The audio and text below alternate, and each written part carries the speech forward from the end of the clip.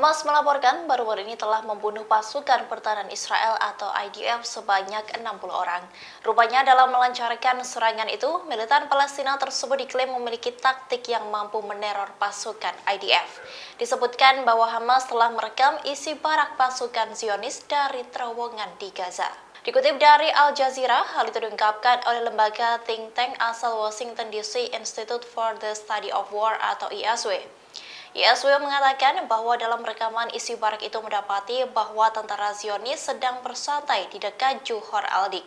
Hamas kemudian memanfaatkan hal tersebut untuk menyiapkan serangan balasan. Militan Palestina itu langsung meledakkan bom saat ada di sekitar 60 pasukan Israel di barak tersebut.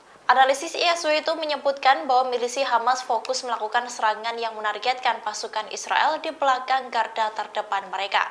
Strategi ini disebut dengan strategi pembersihan atau clearing operations. Dalam analisis ISW, Hamas disebut semakin sering memakai peledak rakitan hingga ranjau jenis Claymore saat menyerang pasukan dan tank-tank Israel.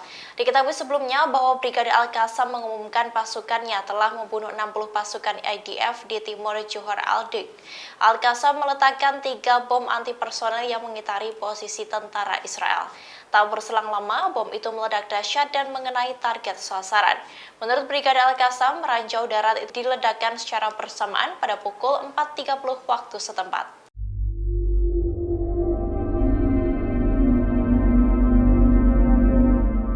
Pasukan Israel terlibat perang sengit dengan Hamas di wilayah Khan Younis pada Kamis 7 Desember.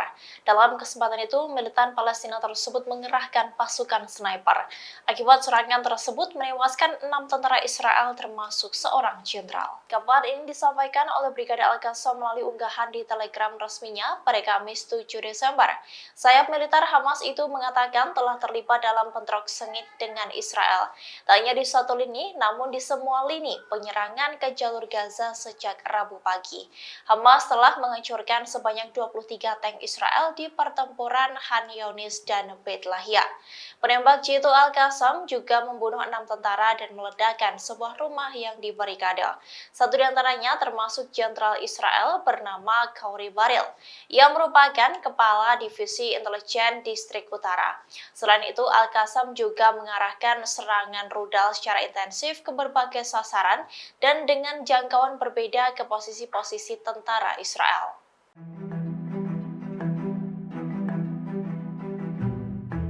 Hamas disebut telah menghabisi tentara Israel saat sedang bersantai di barak Johor Al-Dik beberapa waktu lalu. Dalam serangan itu menyebabkan 60 tentara Israel tewas. Tak sampai di situ, seusai membunuh banyak tentara, Brigade Al-Qassam menyerang kota selatan Israel. Dikutip dari TASS, sayap militer Hamas itu mengumumkan bahwa pasukannya menembakkan roket ke kota Beersheba di Israel. Hal itu dilakukan atas respons terhadap pembunuhan massal warga sipil. Pasukan yang berada di bawah komando Muhammad Deif membombardir kota di dekat pangkalan Angkatan Udara Hatzeri. Adapun serangan itu dilancarkan menggunakan artileri roket. Sebelumnya, pasukan Al-Qassam juga menggempur pangkalan Angkatan Darat Israel di Reim sekitar 7 km dari Gaza. Rentetan serangan itu terjadi pada Rabu 6 Desember di wilayah timur kota Macin yang diduduki Israel dengan roket anti-tank Yasin 105. Diketahui sebelumnya bahwa Brigade Al-Qassam mengumumkan pasukannya telah membunuh 60 pasukan IDF di timur Johor Al-Dik. Al-Qassam meletakkan 3 bom anti-personel yang mengitari posisi tentara Israel. Tak berselang lama, bom itu meledak dahsyat dan mengenai target sasaran. Menurut Brigade Al-Qassam, ranjau darat itu diledakkan secara bersamaan pada pukul 4.30 waktu setempat.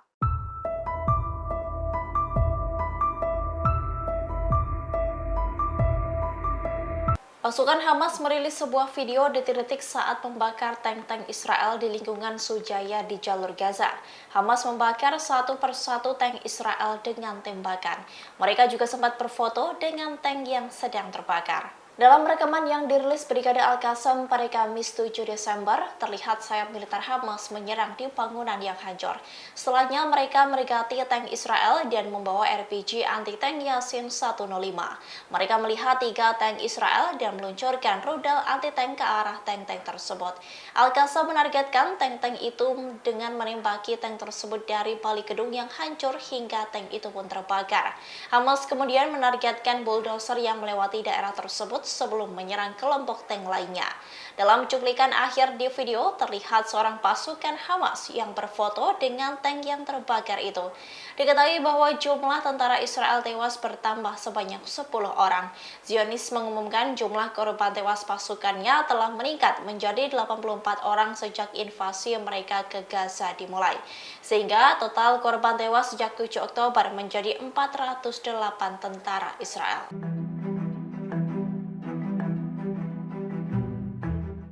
Pasukan Pertahanan Israel atau IDF kembali mengumumkan kematian pasukannya.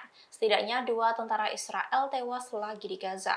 Pertamanya, jumlah korban yang terbunuh membuat daftar jumlah tentara tewas sejak operasi darat mencapai 86 orang. The Times of Israel mengungkap 2 perwira yang menjadi korban baru tersebut.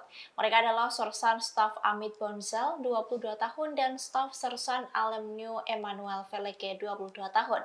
Bonzel merupakan unit pengintai Brigade Pasukan Terjun Payung dari Soham. Selain Bonzel yang tewas dalam pertempuran itu, 3 anggota jaringan unit pengintai terluka parah. Sementara itu, Veleke berasal dari unit Duvdevan Brigade Komando dari Kiryat Gan. Veleke terluka pada 5 Desember dalam pertempuran di Gaza Selatan dan meninggal karena luka-lukanya kemarin. Selain 2 tentara yang tewas, prajurit lain dari Batalion 7008 Brigade 551 terluka parah dalam pertempuran terpisah kemarin di Gaza. Atas hal itu menyebabkan jumlah korban dari tentara IDF yang tewas hampir mencapai 100 orang sejak invasi darat. Sementara jika dihitung sejak pecahnya konflik pada 7 Oktober lalu, jumlah tentara Israel tewas mencapai 410 orang.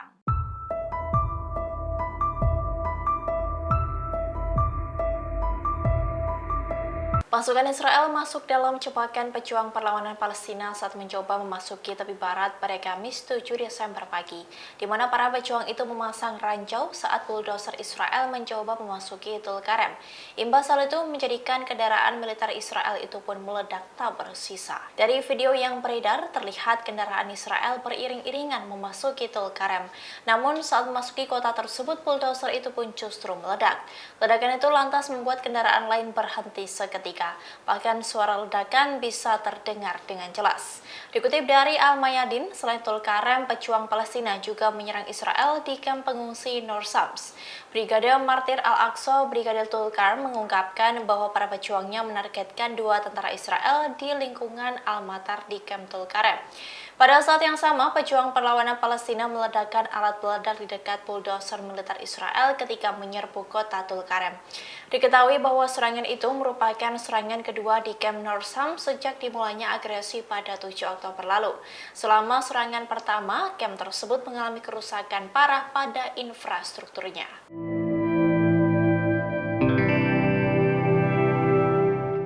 Tentara Israel menceritakan kisahnya saat berperang melawan Hamas di Gaza.